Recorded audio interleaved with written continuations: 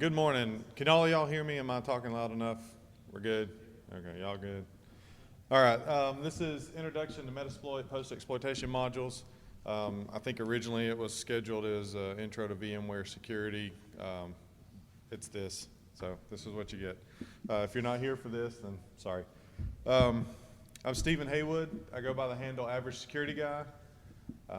I got a website, averagesecurityguy.info. I've got a side project I work on, firewall analysis tool called Prometheus, prometheusanalyzer.com. Feel free to check those out. I'm also on GitHub as Average Security Guy. I've got some pen testing scripts, some other tools and things that I've written out there. Feel free to check that out on GitHub. Let's go back. All right, so I've got two goals with this talk, and I've kind of given away one goal. I've got two goals with this talk. One is to teach you how to use Metasploit post-exploitation modules, how to build your own Metasploit post-exploitation module for those times when you can't find one that'll work. The other talk is not to fail. I mean, the other purpose is not to fail. I don't want to fall on my face here, look like an idiot for you. So hopefully we'll make this happen. Quick shout out, DC 423. I'm from Chattanooga, Tennessee. If any of you guys are from that area or near there and want to come hang out with us, feel free to do that. DC423.org is our website, and we got a couple other guys here from the DC group. All right, you don't have to take any notes. This was originally submitted as a Teach Me talk. It's kind of gotten moved around a little bit.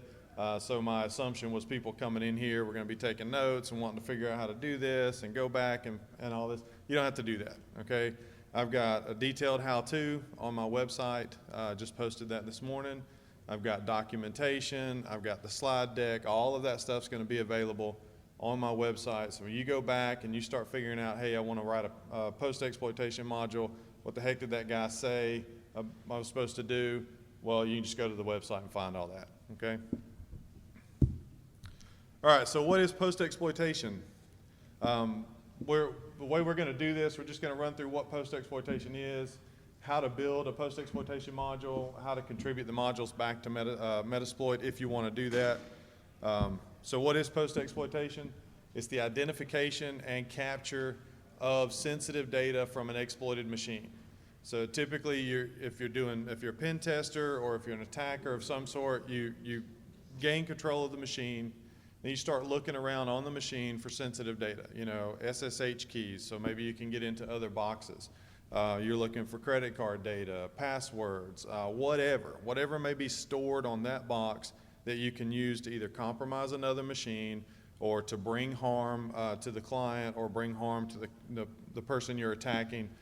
Any of that data, that's what post-exploitation is about, is finding and capturing that data. Now, post-exploitation is not sexy like exploitation. Everybody goes to cons and they want to look at exploitation. I figured out how to hack this, and I know how to do that, and I can break into this, and everybody's watching that, and you can look at the size of the room here and how many people are here. Post-exploitation is not a sexy thing, okay? But post-exploitation has the bling. If you want the money, you want the data, you want all this stuff, post-exploitation is what's going to get it. You get a machine, you compromise it, you find the data, and then you exfiltrate it, and that's where you make your money, okay? That's where the client is finding out they've got a problem because you've just stolen their data, you've posted it somewhere, or you've shown that you can post it somewhere. If you're being attacked, it's the data that gets put out. That's what ruins your reputation. You know, when you have a data breach or something like LinkedIn, nobody really cared how the LinkedIn passwords got leaked. What they cared about was that data got out and it was posted, and now they can take that password and possibly log into other accounts that you have. You got your email, your password, they can log into other accounts. So it's the data that's the important part, and that's what post-exploitation is about. All right, so Metasploit has over 150 post-exploitation modules. They've got things for Windows, they've got them for Linux, for Solaris, for different pieces. The bulk of it is for Windows because that's what most people are attacking. That's the systems that are in use in most places. So you've got a lot of a lot of post-exploitation modules for Windows. But there's over 150 of these modules available. And they're organized by platform and then by what they do. So you've got the AIX, Cisco, Linux, Multi, these different platforms. So like the Windows is going to be, of course, Windows. Multi is going to be post-exploitation modules that'll work on multiple operating systems, okay? It's similar to the exploit, how exploits are broken up by operating system, whether they're multiple, it'll work on multiple operating systems, whether it works on Windows, whatever. So the Metasploit post modules are broken up by operating system. After that, they're broken up by what you do. So are you capturing data, you escalating privileges, are you trying to manage the box? What do you want to do with the post-exploitation module, okay? And all of those, let's see if I can do this. Wow, this mic is sensitive.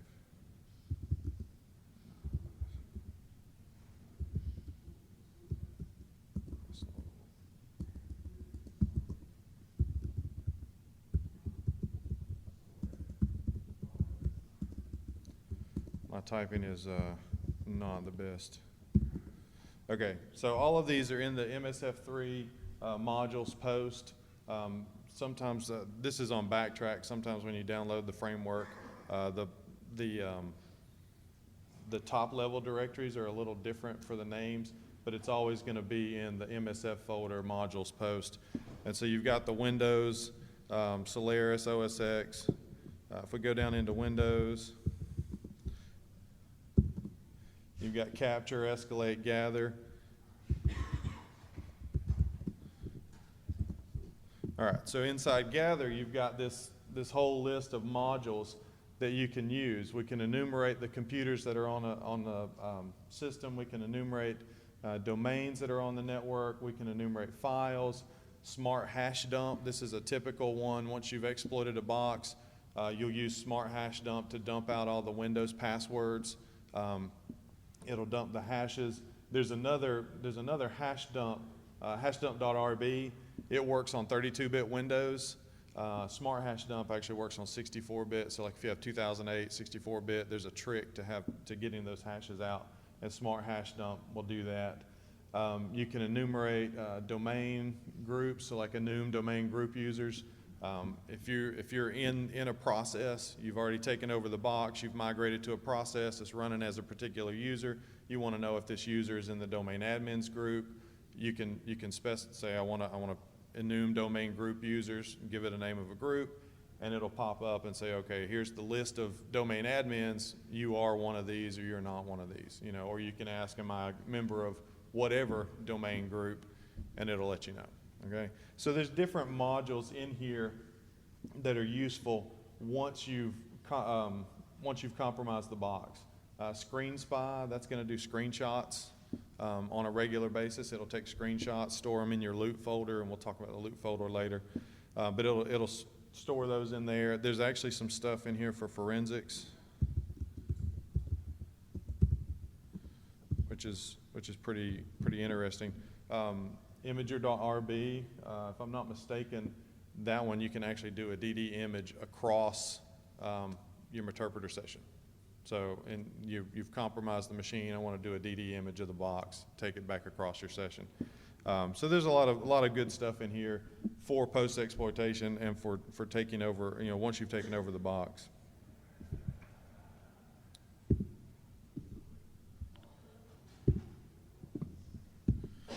All right, so we've got all these post-exploitation modules. We have looked through them. We have explored the possibilities. What can this thing do? What can it not do? Is this useful to me? Now you're in a situation where you want to actually do something that the modules don't allow you to do. There's some functionality that's not there. You want to be able to create it, so you're going to go and build your own post-exploitation module. All right. As far as building the modules go, we're going to talk about 4 basic things. You've got the basic structure. Every module has the same basic structure. You're going to do the same thing every time you build a module.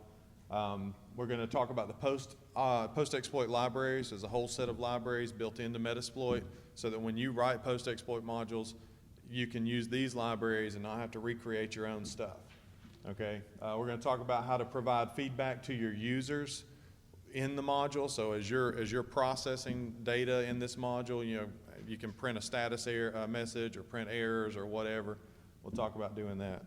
And then we'll get into storing the loop. And real quick, have any of you guys written post-exploitation modules or messed with them at all? No? Nothing? Okay. All right. Okay, so basic structure. We're going to initialize the module. We're going to register the options for the module, and then we're going to actually build the run method so that we can run the module. Okay, with initialization, it's always the same thing, and I would recommend if you're going to do a post-exploit module, you find one that's similar to what you want done, copy it, paste it, and start from there. Don't try to write the thing from scratch, because then you're just going to give yourself headaches trying to remember all the syntax and all that. Just copy and paste, edit. All right? So when you copy and paste and you start to edit, these are, in the initialize module, these are the things you want to edit. You've got the name. The name is typically just a short description that says this is what this module does. If you notice, the first word is typically going to be the platform. This is a Windows module or a Linux module or whatever. The second word is going to be the action. I'm gathering data. I'm doing privilege escalation, whatever. And then the third is just going to be, okay, this is what I'm trying to do this with. So in this particular one, this module is for grabbing the Windows host file. So in etc hosts, etc hosts in Windows buried down in there, you're going to grab that Windows host file. That's what this module is designed to do. Okay, and so it's named that way. Try to give your names, keep that pattern of platform, action, and then the data. Okay, description. This is a long form. You can make this as long as you need to make it for the description. Describe the module. What it's doing, how it's doing it, if you want. Whatever. License. This particular one is licensed under BSD. If you're going to contribute your module back to the framework, you need to have either MSF license or BSD license. Basically, both of those are, we can do anything we want with the license as long as you don't, use our name to promote your module or whatever. So if you wrote a module, you contributed it back to Metasploit, and you want to put that out for everybody else, you can't say, this is a Rapid7 module. You're not allowed to do that. But BSD license, MSF license, either one of those should work for contributing back to the framework. If you decide to build modules that you're keeping internally, now a lot of people build exploit modules this way. They'll build exploit modules that are proprietary. They never get submitted to the framework. They have their own license, whatever. If you do something like that, you can license it any way you want, but to get it into the framework, it's got to be BSD or MSF. Author, this is actually a list. I don't know if you can see the open and close square brackets, but it's actually a list of people that are authors. So it's a list of strings. So first author, second author, whatever. Separate them by comma. And then typically you have one or two people that are working on it, so you put them both in there. Some of the first modules I made, I actually modified Carlos Perez's interpreter scripts and turned them into post modules.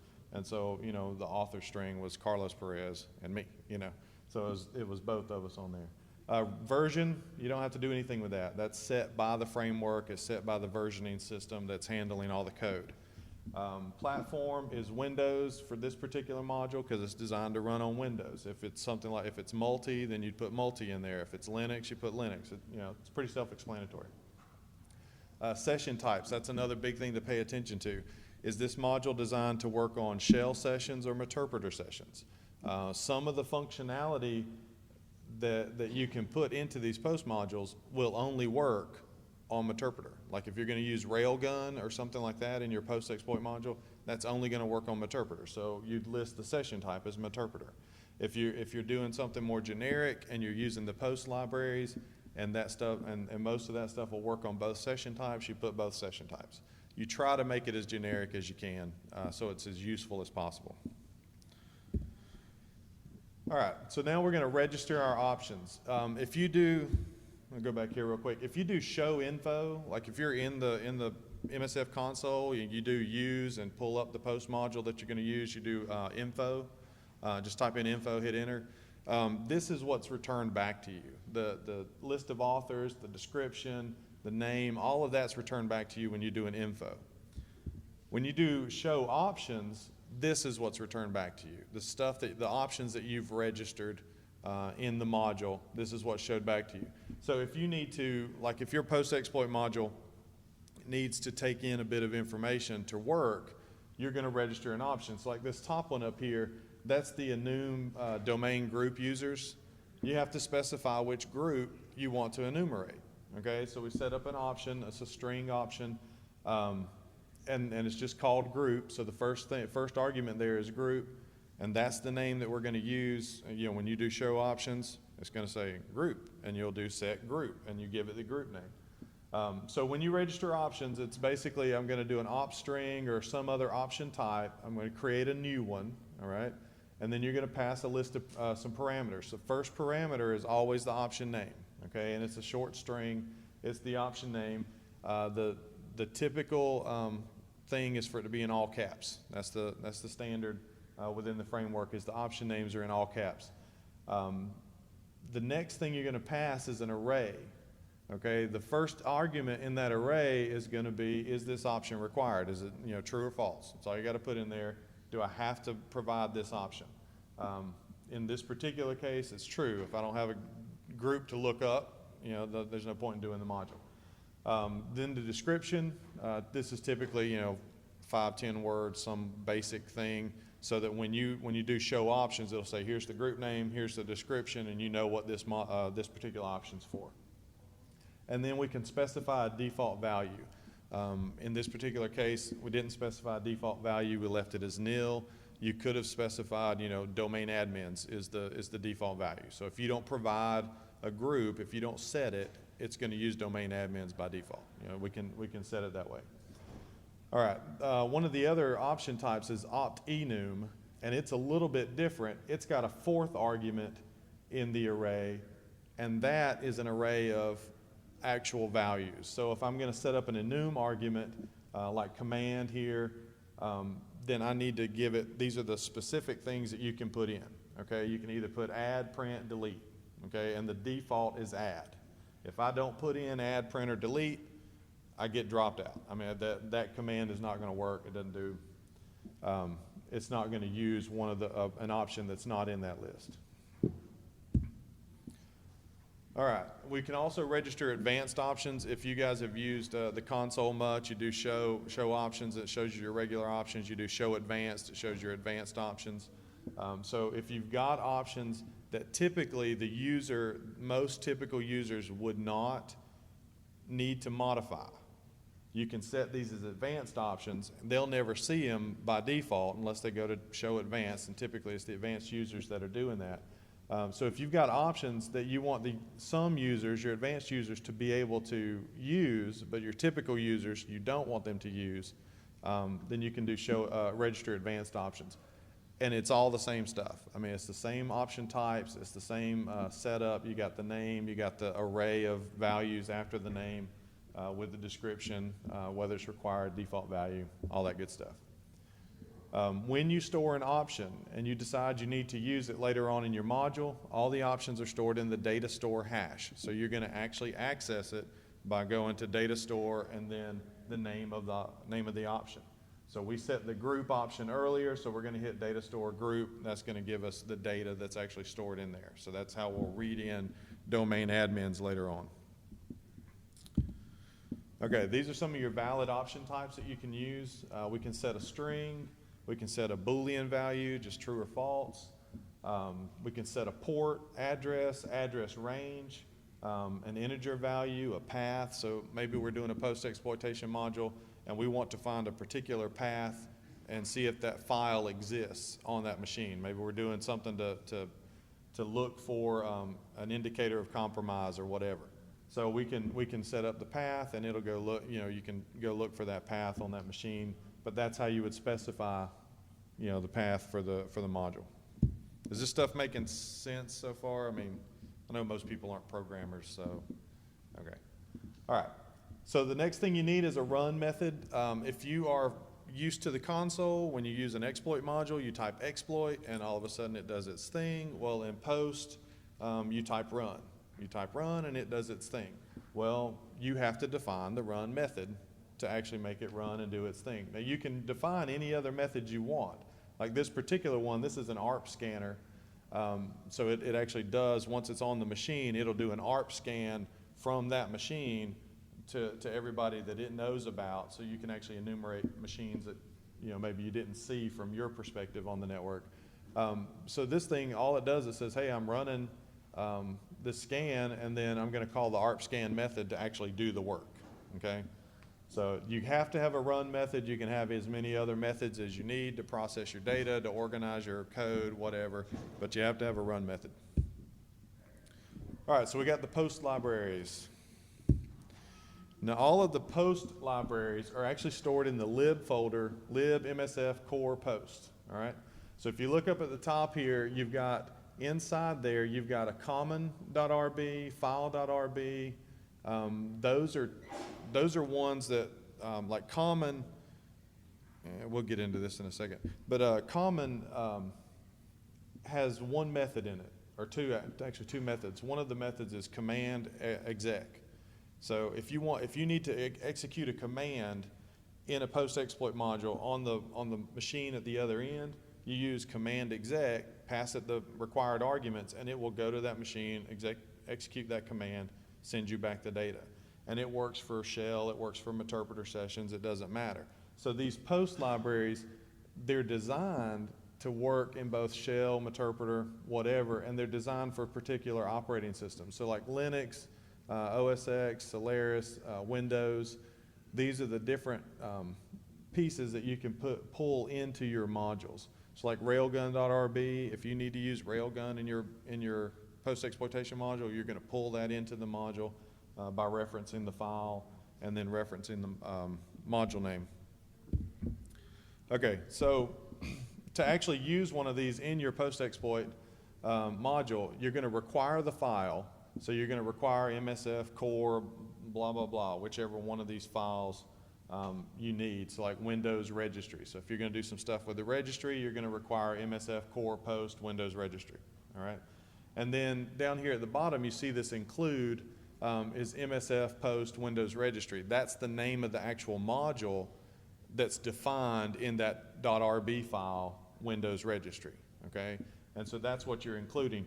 You don't have to do the include, but if you don't, you have to reference every method that you're calling with the full qualified name. So you have to, if you want to, call, read registry, you're going to call MSF post Windows registry, read registry, unless you do this include up at the top. Okay, does that make sense? Okay. All right, so using the post libraries as part of doing this talk and building this, I actually went through the post libraries and added documentation where there had previously not been documentation. Some of the libraries were actually documented pretty well, some of them were not, and so I went through and cleaned up some of that and created an RDoc file. You can find this on my website, but it's available at postexploit.averagesecurityguide.info. And each of the way this thing RDoc works is it tells you each of the module names. So MSF, MSF post, MSF common. And if we go to MSF post common, we can look. Hold on a second. Oh, you want to be a pain. Okay. So we can see command.exe. All right, so we can see command.exe, we can see the arguments it takes, we can see the documentation on how to use command.exe. If you really want to, you can actually see the code, the actual Ruby code in common.rb that executes command.exe or command.exe, okay? So you can look through these modules or look through the RDoc and find the modules that you need or the methods that you need. It's like if you're going to do PowerShell, you can actually, there's a post-exploit library just for PowerShell. So I've got a PowerShell script, I want to put it on that other machine, I want to execute that, and get the data back. You've got all of that in the PowerShell module. So you would require Windows PowerShell, you can see it up here defined in, you would require the file msf lib post windows PowerShell.rb, and then you would include msf post windows PowerShell, okay? So that's where that module is defined. And then you can use any of the methods that are defined in that module. Read a script, make substitutions, those kind of things. You can use those methods in your post-exploit module. So if you ever want to read the documentation, it's available at postexploit.averagesecurityguy.info. Okay. All right, providing feedback. While you're doing your work in this post module, you're going to want to provide feedback. You want to tell the user there was an error. You want to tell them what the status of I'm going to get the name of the group, or going to enumerate the group, or I'm going to do this, or I'm going to do that. You're going to use these commands. Print line, print status, print good, print error. These are real basic commands. Print line's not going to do anything except print what you write. Okay, are y'all used to Ruby? Any of y'all write Ruby anyway? Okay, you're familiar with the puts command. Puts just puts a string out to the console. Well, you can't use puts in a post-exploit module because that's going to screw up. It's going to screw up it'll work in MSF console, but it won't work in the MSF GUI and in the other parts of Metasploit framework. So they won't let you use puts. You have to use print line instead, okay? And then print status is going to be the text you give it, preceded by a blue asterisk just to let you know this is a status message. You got the green for good and red for error. And then you've got the vprint methods. If you have defined the verbose option as true, you want verbose output for this particular module, then you use vprint, and the framework will automatically look and see if verbose is true, and if it is, it'll print. If it isn't, it doesn't. So if you've got, I've got a couple modules that I've written where, I give you some regular status updates, and then for verbose, I'm giving you some extra information that you may or may not want. So that's how you provide feedback to your user in the module. And this is I just pulled this from one of the post-exploit modules. You can see we're grabbing a piece of data out of the data store. If that data is there, if that option was set, then it'll print that status. If it was not set, or if there's something else, it's going to print an error. And then just providing that feedback to your user to let them know what's going on. All right, so the next thing we got to do is we got to store the loot. Okay, as you're doing post-exploitation, the whole point of post-exploitation is to find data and capture it. Well, here's the capture part. We're going to store the loot. Technically, you can just write your data straight to a file if you want. I mean, this is a Ruby module, or it's a Ruby code, so you could do file, write, blah, blah, blah, put it straight to a file if you want. The better way to do it is to store the loot. There's a method called store loot, and what it does is it takes every bit of the data you did, puts it in a particular place, and then it automatically updates the database so that when you show database or look through your database, you can see the loot that you've gathered. Okay, it'll index it for you. All right, so the first argument is the loot type, L type. It's really just a 2 to 3 word string. It's typically separated by periods. This particular one, this is where he's gathering the host file off of Windows, so he calls it host config. The data is MIME type of text plain. You could have a MIME type like for the screenshots.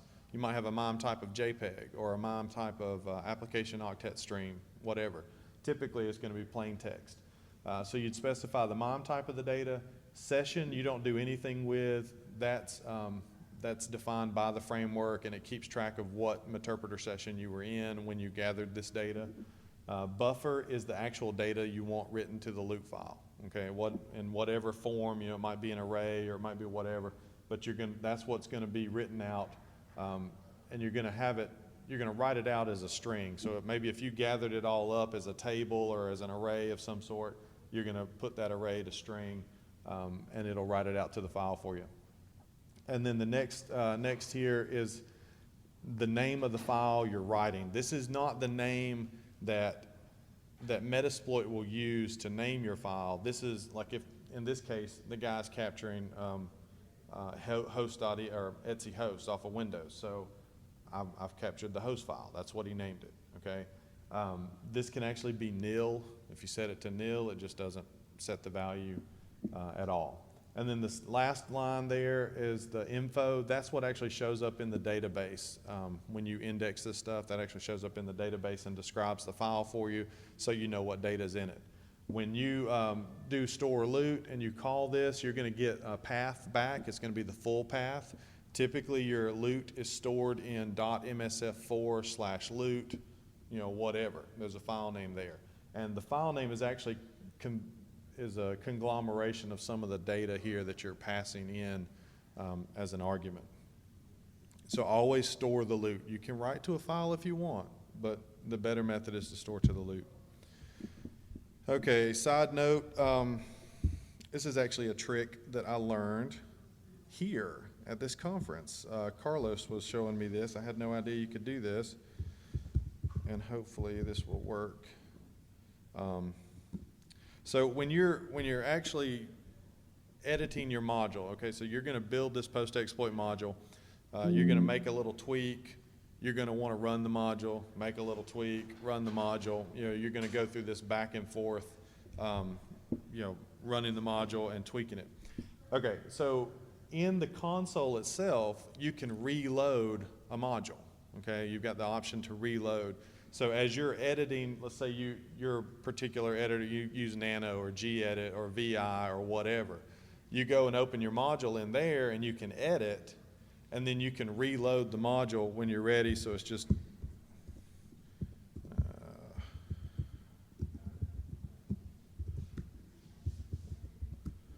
it's not going to do it for me.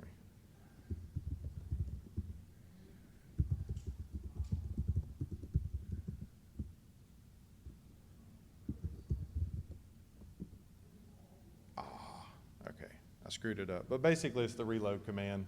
You can reload the module. I think this is on my website. So even though it didn't work here, you can see the documentation on the website. If it's not on there, I'll make sure it gets on there.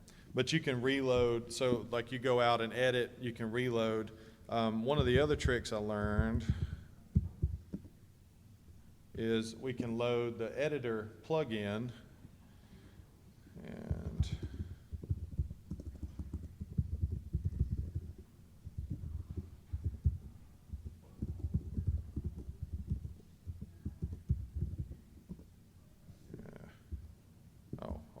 use it.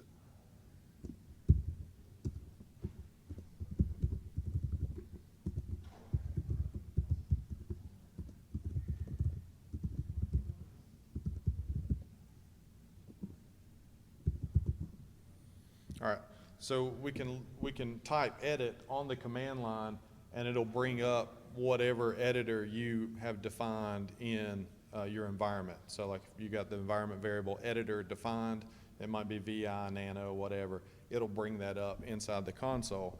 And so now we can, and I don't remember if I've got VI or Nano in here, so we're about to find out.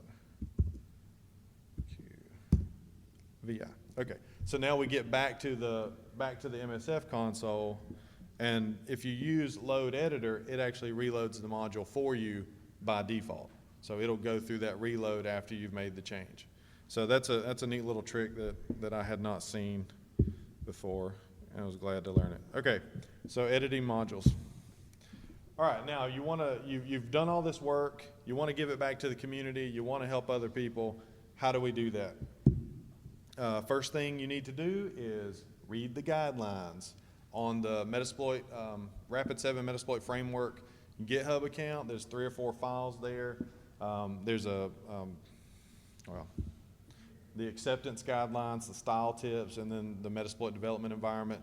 Those basically show you how to set up your Metasploit development environment, what you need to do to get that ready. They also have documentation on, do things like don't use puts, use printline instead, or do tabs instead of spaces, or these different style tips that you need to know when you're submitting these things submitting the modules. If you don't follow the style tips, you're going to get rejected on your module. It's just the way it is. And they'll tell you to fix it or whatever. Okay, so you have to have a GitHub account to do this. If you're going to contribute to Metasploit, you have to have a GitHub account. If you don't have a GitHub account, it's easy to set up. Just go to github.com, set it up, and then they've got a whole boot camp thing. I've got a link to it on the website, but they've got a boot camp. They'll show you how to set up, install GitHub on your Windows or Mac or Linux machine. It'll show you how to do all that stuff. If you use Backtrack, Git is already set up in Backtrack, and so all you have to do is have your account, and then you configure Git with your account information, and you'll be good to go. But you're going to log into GitHub, and you're going to fork the Rapid7 Metasploit framework repository. Please pay attention to the Rapid7 part. There are a lot of Metasploit framework forks already out there. There's like a couple hundred of them where people have forked off the framework. You want the Rapid7 one. That's what you're going to work off of. So you fork the Rapid7 framework, and then you clone that repo. It'll build a new repository in your GitHub account, and then you clone that repository to your development machine.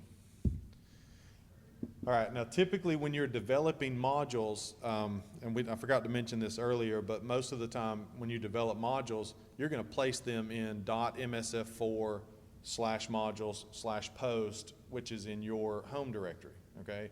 And Metasploit will load them for you from there. Well, for the framework, you actually have to move that module from your post module in your home directory into the appropriate place in the framework. So under Windows, gather, or Linux, gather, whatever.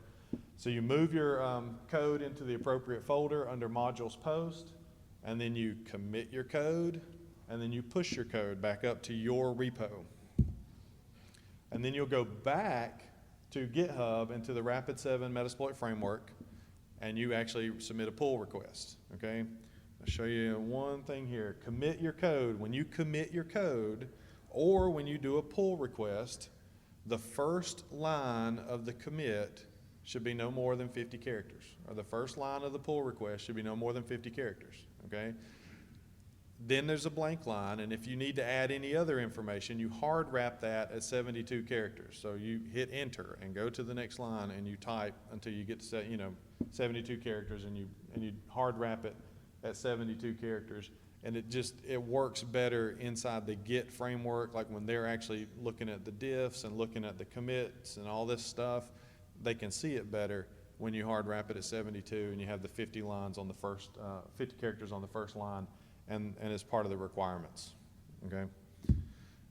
Okay, so what we tried to do today, hopefully we learned what post-exploitation was, how to build a post-exploitation module, and then how to contribute that module back to Metasploit.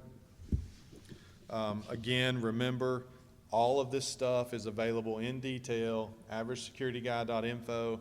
There is a link at the top that just says post-exploit. Follow the link. It'll get you the slide deck. It'll get you the, and actually it gives you the PDF of the slide deck with all my slide notes. It gives you a detailed how-to, and then it also links you back to the RDoc documentation so you can look through the methods and the modules and all that good stuff. Any questions? I'm going with no. Okay, well, since you don't have any questions, I'll just say I appreciate it. I thank you for letting me talk. This is actually my first conference and my first talk, and hopefully it went well, and thank y'all for coming. So.